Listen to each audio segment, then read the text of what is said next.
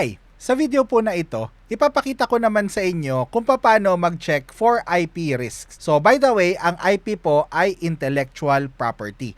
So pwede kayong magkaroon ng kaso dyan sa Amazon, pwedeng magkaroon kayo ng account health risk pagka hindi nyo ito sinunod. So make sure na susundin nyo yung mga sasabihin ko sa video na ito. So ang IP po, ang intellectual property, ay nahati sa tatlo. So trademark, copyright, saka patent. So bakit 'yan mahalaga sa atin? Ito kasi yung mga types ng ng pwedeng ikaso sa inyo. So yung una, patent, ibig sabihin 'di ba pag may nag-imbento ng something na bago, pagka pinatent nila 'yon, walang ibang pwedeng gumawa ng ganon kung walang pahintulot ng may-ari ng patent. So minsan pwede kang magka-IP issue kung kumuha ka ng bagay na merong patent. Okay? So yun medyo madalang pero it happens, okay? So, yung next ay yung copyright. So, yung copyright hindi natin masyadong may encounter kasi yung copyright ay nagre-refer dun sa mga written or mga pictures ganyan, yung mga books, mga music ganyan, mga videos. So, alam natin na hindi natin sila pwedeng basta kunin at gamitin, okay? So, hindi natin masyadong may encounter yung ganon. Ang pinaka may encounter natin ay yung trademark. So pag sinabing trademark, 'di ba, yung check. Alam mo na kung yung check Nike. Alam mo na yung 3 strips na gano'n sa sapatos ay Adidas, 'di ba? So alam mo na pag LV, 'di ba, Louis Vuitton, yung mga ganyan. So yun yung mga trademark. So kasi may tinatawag tayo na na supply chain. So pwede na kahit na legit yung product mo, pag hindi dumaan sa supply chain, pwede pa rin nila sabihin na peke. Kunyari ito, kumuha ka ng Louis Vuitton na bag na, kunyari, pumunta ka ng Divisoria, kumuha ka ng mga class A, class whatever, di ba? So, meron siyang LV, di ba? Meron siyang LV, pero hindi mo masasabi na tunay siya. Bakit? Kasi hindi siya dumaan dun sa supply chain. Kahit nasabihin mo na class whatever siya, na pag pinagtabi mo sila ng tunay, parehong-pareho sila. Pwede pa rin sabihin na peke yon. Kasi hindi nga dumaan dun sa proper supply chain. Ano yung supply chain na yan? Usually magsisimula yan sa factory. Okay, factory, tapos papunta doon sa doon sa brand owner, tapos pupunta siya sa authorized na distributor, tapos pupunta siya sa authorized na retailer. So, ang problema kasi sa ating mga reseller kung nag-online arbitrage tayo, most of the time hindi tayo kasali dun sa official supply chain. Nagtatapos yung official supply chain dun sa authorized na retailer. So, explain ko ulit. So, kunyari power bank, okay? Kunyari ito na lang, ito yung nasa kamay ko, okay? Kunyari itong power bank na to ay ginawa ng isang factory sa China. Tapos Romos, hindi ko alam kung ano to, nakuha lang namin ng free to kasama ng cellphone. Pero ito na lang gamitin na example, okay? So kunyari yung Romos na brand, nagpagawa ng ng power bank sa factory ng China. Tapos yung mga power bank next ay mapupunta dun sa brand owner sa Romos. So parang hindi naman nila physically hahawakan kung minsan, kundi dadaan lang sa approval nila, parang ganon. Tapos mapupunta na siya sa official distributor. Tapos pagdating niya dun sa official distributor, ibebenta na siya or ipapasa na siya sa mga official na retailer. Kunyari, yan yung mga Walmart, yung mga Target, ganyan, Walgreens, mga ganon. So, after nun, dun na nagtatapos yung official supply chain kasi customer na, 'di ba? Customer na yung bibili sa mga tindahan na 'yon. Pero tayo kasi na mga third party seller sa Amazon na nag-online arbitrage, parang sumasali pa tayo, 'di ba? Hindi tayo authorized na kasali doon sa supply chain na 'yon. Kasi parang doon na siya nagtapos tapos tayo bibilin natin. So, consumer na tayo talaga. So, minsan or actually kadalasan, okay, yung warranty hindi na natin maipapasa pag binenta natin sa iba. Isa 'yun sa mga dahilan kung bakit sinasabi nila na parang hindi na siya genuine, parang ganon. Kasi parang hanggang sa atin lang yung warranty, hindi na siya extend pag binenta pa natin sa third na party, sa ibang tao. So, kapag binili mo yung product mula sa factory, kahit sabi mo factory siya nitong brand na to, kung saan ginagawa ito, okay, kahit siya, pagtabihin mo, kung hindi siya dumaan doon sa supply chain na yon, hindi siya umikot doon, pwede siyang i-consider na peke. So, tandaan niyo mabuti yan kasi may encounter niyo yan ng madalas pagdating sa online arbitrage. And yun nga, meron pang mga tinatawag na section 3, so mas matindi siya. So, kaya super dobleng ingat. So, kahit gaano tayo kagaling na mag-source ng product, so hindi natin may iwasan na ma-IP tayo. and hindi natin may iwasan yung Section 3 na yan. I'm sure lalawak pa yan. Nakita ko na to, okay? Kasi nagpo-provide ako ng service na na OA leads. Kunyari, yung same na product, dinidistribute ko sa tigpipitong tao, okay? Minsan, may ma-IP sa kanila or mas Section 3 sa kanila at yung iba, safe. Swertihan din talaga, unfortunately. 'Di ba? Yung kung known mo na, kung alam mo na pwede kang ma-IP dun sa brand na 'yon, maganda na iwasan na lang, 'di ba? So meron yung mga risk taker diyan na i-risk pa rin nila, pero ako hindi ko siya nire-recommenda. Ang akin, prevention is better than cure. Kasi pagka na IP issue ka or na suspend yung account mo or na section 3 ka, so sangkatutak na hassle. So it's better to prevent it the first time around, 'di ba? So punta na tayo sa screen ko para maipakita ko sa inyo kung paano chine-check yung IP issues na 'yan. So ito na tayo sa screen ko at meron akong itong mga sample na to. Ito, dalawang sample lang naman, okay? Tingnan natin ngayon kung may IP itong mga to. So yung unang method na ituturo ko sa inyo ay gagamit ka ng mga online na IP database. So punta tayo sa Google.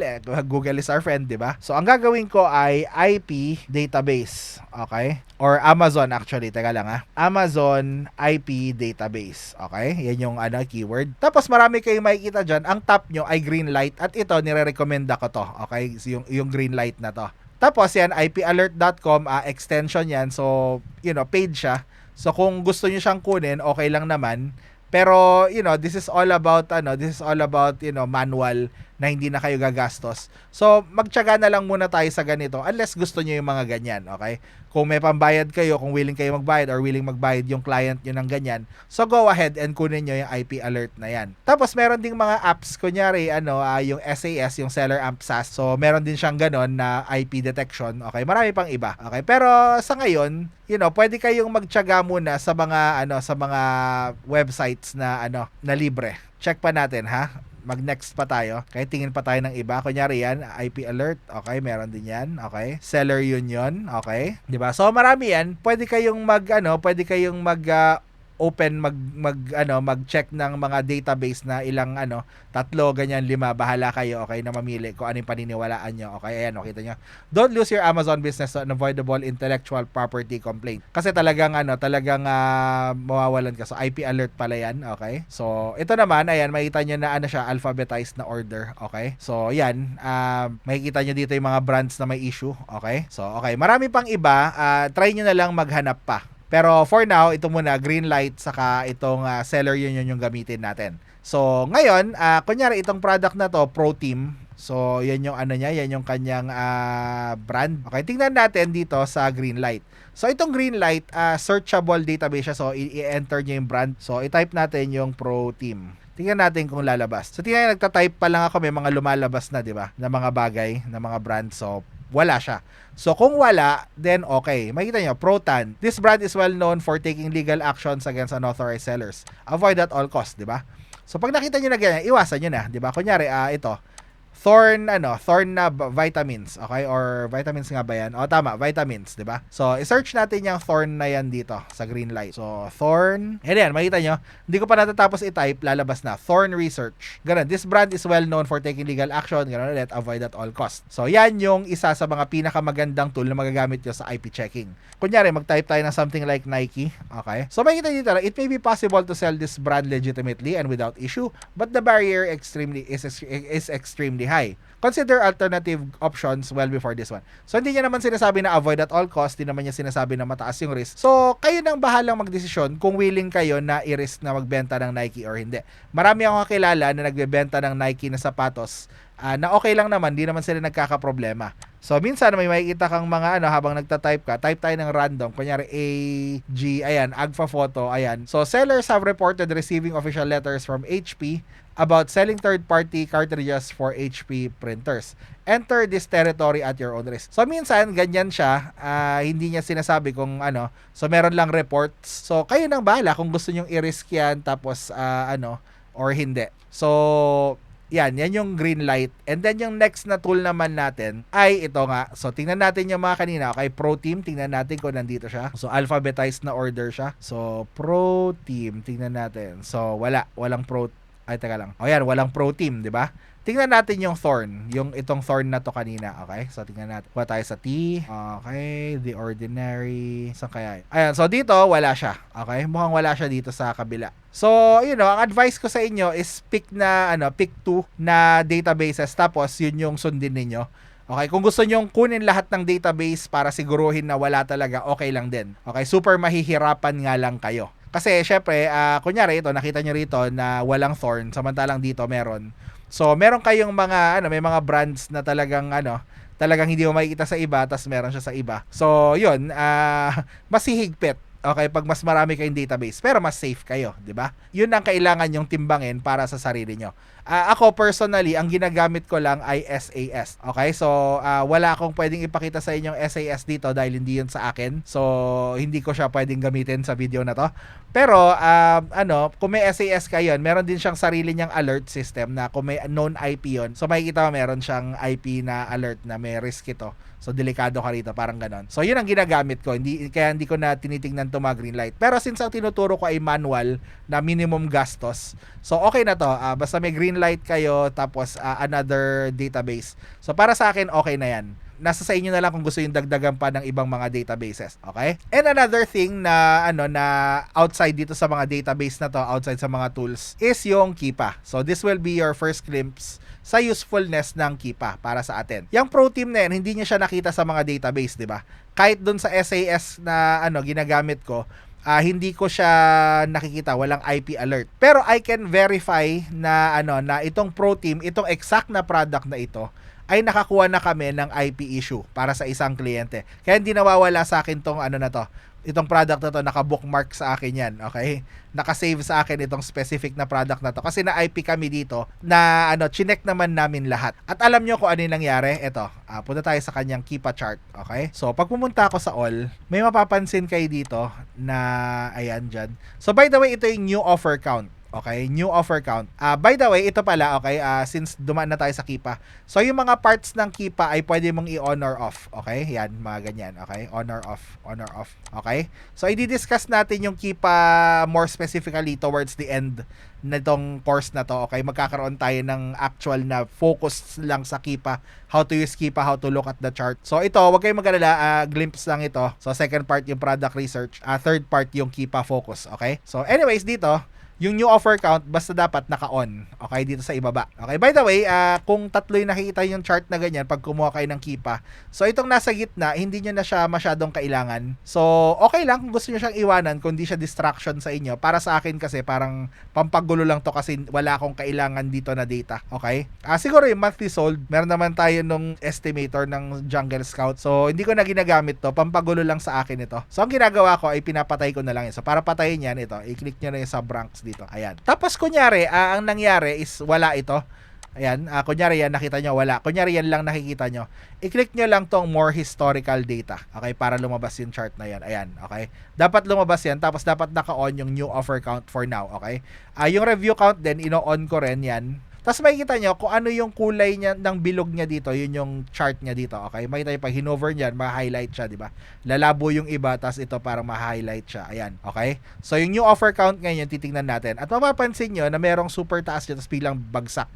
Okay, isolate natin. So, tingnan natin. Okay? So, makita nyo na diretso, di ba? Diretso siya, tapos biglang diretsong baba. Pansinin nyo rin itong mga square na to, ha? Kasi, meron kayong makikita rito. Okay? So, makita nyo yung mga price, yung number of seller. Yung new offer count na yan kasi ay kung ilan yung sellers nitong product na ito. So, dadaanan pa natin yan ng mas mabuti mamaya, pero ngayon nagkakaroon na kayo ng preview. So, makita nyo na 65, okay? Isolate pa natin ng ganyan, okay? So, 65, tapos biglang bagsak to 12. So, pag in-isolate ko siya, ayan, so makikita mo nangyari yan within 1 day. Straight na diretsong drop pababa. Okay, kailan yan nangyari? Teka, tingnan natin, patayin muna natin to sandali. Kasi may date dapat eh. So, yung mga square na yan, minsan may date. Okay? Pero dito sa case na to, I guess wala. Try ko munang patayin to mga to para makita natin yung date. Okay? Para ma-emphasize ko yung point. Kaso hindi pa rin lumitaw yung date. Okay? Sige, di bale. Okay? Yan. Bye. Okay? So, makikita nyo rito na from 64, biglang drop siya papunta sa 13. Within 1 day yan ha. Within 1 day. Diretso, hindi siya naghagdan. Kahit i-zoom ko pa. 'Di ba nakita nyo? Nangyari siya ng iisang araw within the same day. Okay, na ganyan. 'Di ba? Kahit paano ko i-zoom, yan lang siya ng yan. 'Di ba? So balik tayo. Okay, all. Ayan. 'Di ba? So ang nangyari diyan, okay, nung December 9 or something, December 10, basta yan yung mga date na yan, okay? So kasali kami diyan na nawala. Okay, kasali kami diyan na na-IP. Pag na-IP ka kasi, matatanggal yung listing mo. Tapos magkakaroon ka ng warning sa account health mo. So kasali kami diyan. Isa kami dun sa nawalan sa 66 or 64 minus 11 na sellers. So isa kami diyan na nawala. Kaya tinatandaan ko to. Tapos tignan nyo, meron pang pattern dito na ayun din. Ayun na may sharp drop dito na diretso. Mula 29 pabagsak sa 17, 'di ba? Nangyari siya ulit. Tapos ngayon at the present makikita niyo na tumaas na naman siya sa level na 'yan. Tingnan niyo, ito yung prediction ko mangyayari na naman ito. Okay, mangyayari na naman 'yan. Magkakaroon niya ng sharp drop. One of these days. Okay, prediction ko yan ngayong August 13, 2024. So, tingnan natin, baka mangyari na yan by the time na mapanood nyo to or mangyayari pa lang. Tingnan natin. Pero ito, pag nakakita ko ng ganyan na sharp drop na super dami, parang iiwasan ko na. Tapos konting preview dito sa sa taas na kasi minsan pwede mo namang sabihin na drop yan syempre kasi na sold out. Pero kasi itong nasa taas na chart, itong green, okay, patayin ko muna lahat. Yung green na yan yung sales rank. 'Di ba? And kung hindi na kayo kung hindi kayo bago sa Amazon, so yung sales rank, ayan yung sales rank dito sa description na yan, details. Ayan, yung sales rank, 'di ba? Siya yung nag-i-indicate kung gaano kabenta yung product. 'Di ba makikita niyo yan doon sa sales estimator video doon sa umpisa, 'di ba? So, the lower the rank, the better. So, yung Keepa, tinatrack niya rin yung sales rank over time. 'Di ba? Ito, araw-araw niyang tinitignan yung sales rank. So, kung bumenta ito, dapat yung sales rank bumagsak din ng husto. So, sa ganung event, pag nag-match ito saka yung sales rank na pagbagsak, pwede ko pang sabihin na okay, naubusan ng stock, may bumili ng libo-libong units nito. Pero kasi ito, normal lang yung movement ng sales rank. Bumagsak siya pero 20,000 lang, 1,000. It's not enough to justify yung pagkakawala ng 64 minus 13, I guess. Or, 64 minus 13 na sellers. Kung ilan man yan, bad at math. So, yun. Kung makita ko na may sharp dive din yung sales rank, then, okay. So, maraming bumili ng product na to nung araw na yon. Okay? So, isa yan sa mga titignan nyo pagdating sa IP. Okay? Tingnan nyo kung may sharp drops na ganito sa new offer count ng Keepa. Tingnan nyo yung all. Kung may nakita kayong mga, diretso yatang bumagsak yun, i-zoom nyo. Tingnan nyo kung nangyari siya within one day. Okay? Kunyari yan, 11 to 4, 7 lang naman, it can be justified, okay lang. 7 sellers, okay lang. Tapos meron namang pagbagsak dito from 12,000 to 10,000. So, okay lang, 7 seller, nangyayari yan. Pero yung ito, yan, matindi talaga. So, mag-ingat kayo sa mga ganyan, okay? Spot nyo yung mga ganyan sa Keepa chart ninyo. So, ito yung first glimpse nyo sa Keepa. So, nakita nyo, diba? Dyan pa lang, useful na siya. So, ano pa kaya kung ituturo ko na sa inyo lahat ng iba pang analysis? And marami pa kayong makikita in the next videos na ganyan. So, huwag kayong mag-alala, okay? So, yan yung sa IP risk, okay? So, after nyong i-check kung magka-match yung product, i-check nyo kung ungated. Tapos, kung ungated siya, then i-check nyo naman kung merong IP risk, okay? And sa next video naman, ipapakita ko yung next check, which is the profitability. Okay, so next video, ipapakita ko na sa iyo kung paano i-compute kung profitable yung product at kung mabilis siyang bumenta. Okay? So, ma-excite kayo, ha? So, yan. Maraming salamat po and I'll see you next video. Bye!